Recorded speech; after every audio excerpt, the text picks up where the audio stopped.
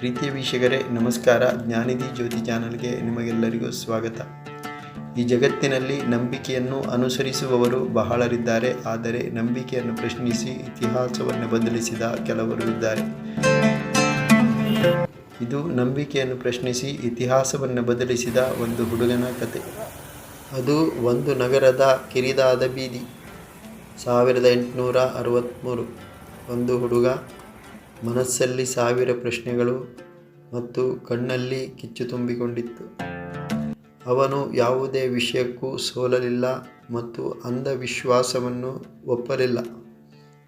ಆದರೆ ಆ ಹುಡುಗನ ದೇವರ ಮೇಲಿನ ನಂಬಿಕೆಯ ಪ್ರಶ್ನೆಯು ಮುಂದೆ ಜಗತ್ತನ್ನೇ ದಿಗ್ಭ್ರಮೆಗೊಳಿಸಿತು.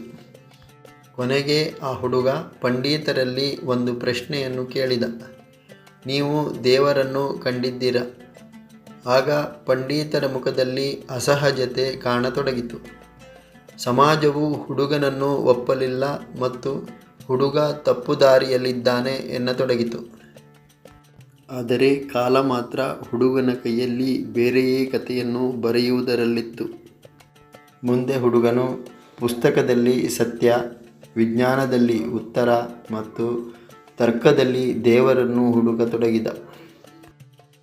ಆದರೂ ಹೃದಯವು ಖಾಲಿಯಾಗಿತ್ತು. ಅನುಭವವಿಲ್ಲದ ದೇವರನ್ನು ಮನಸ್ಸು ಒಪ್ಪುತ್ತಿರಲಿಲ್ಲ. ಆದರೂ ಅವನು ಬಯಸಿದ್ದು ಸತ್ಯವನ್ನು ತಿಳಿಯುವುದು ಮಾತ್ರ. ಒಂದು ದಿನ ಒಬ್ಬ ಸರಳ ಮನುಷ್ಯನ ಎದುರು ಹುಡುಗ ಬಂದು ನಿಂತನು ಮತ್ತು ಅದೇ ಪ್ರಶ್ನೆಯನ್ನು ಪುನಃ ಕೇಳಿದನು, ನೀವು ದೇವರನ್ನು ನೋಡಿದ್ದೀರಾ?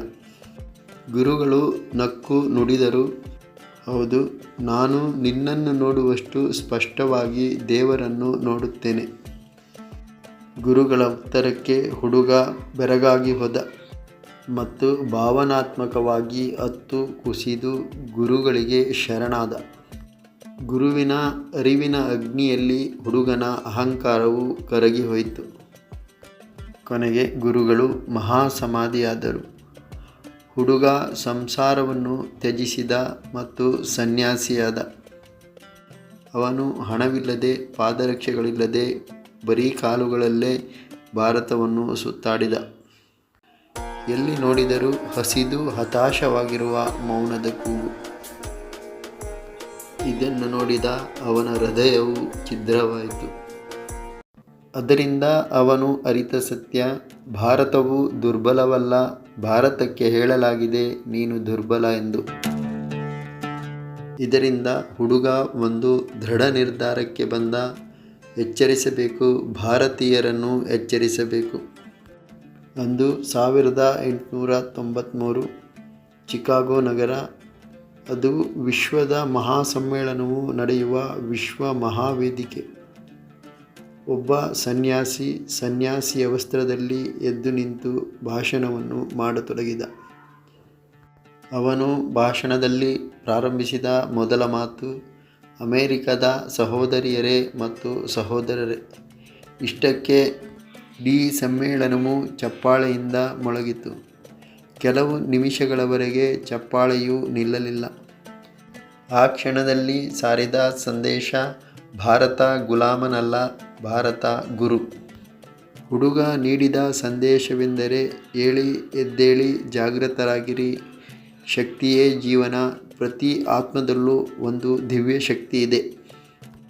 ಅವನು ದೇವರ ಬಗ್ಗೆ ಮಾತ್ರ ಮಾತಾಡದೆ ಮಾನವನ ಶಕ್ತಿಯನ್ನು ಕೂಡ ನೆನಪಿಸಿದ.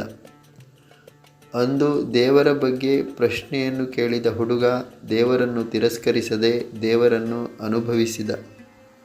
ಅವನು ಕಲಿಸಿದ ಸಂದೇಶ, ಪ್ರಶ್ನೆ ಕೇಳುವುದಕ್ಕೆ ಭಯಪಡದೆ ನಿನ್ನೊಳಗಿನ ಶಕ್ತಿಯನ್ನು ಎಚ್ಚರಿಸು.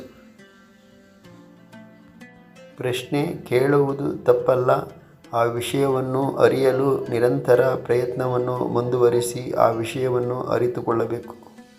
ಆ ಹುಡುಗ ಮತ್ತಾರೂ ಅಲ್ಲ, ನಮ್ಮ ದೇಶದ ಮಹಾನ್ ಚೇತನ ಸ್ವಾಮಿ ವಿವೇಕಾನಂದರು. ಈ ವಿಡಿಯೋ ನಿಮಗೊಂದು ಪ್ರೇರಣೆಯಾದಲ್ಲಿ ಲೈಕ್ ಮಾಡಿ, ಸಾಧ್ಯವಾದಷ್ಟು ಶೇರ್ ಮಾಡಿ, ಇತರರಿಗೆ ಪ್ರೇರಣೆಯಾಗಲಿ. ಮರೆಯದೆ ಸಬ್ಸ್ಕ್ರೈಬ್ ಮಾಡಿ. ಸರ್ವರು ಸಂತೋಷದಿಂದ ನಗುತ್ತಾ ನಗಿಸುತ್ತಾ ಆರೋಗ್ಯದಿಂದಿರಿ. ಸರ್ವರಿಗೂ ಶುಭವಾಗಲಿ. ಜೈ ಹಿಂದ್.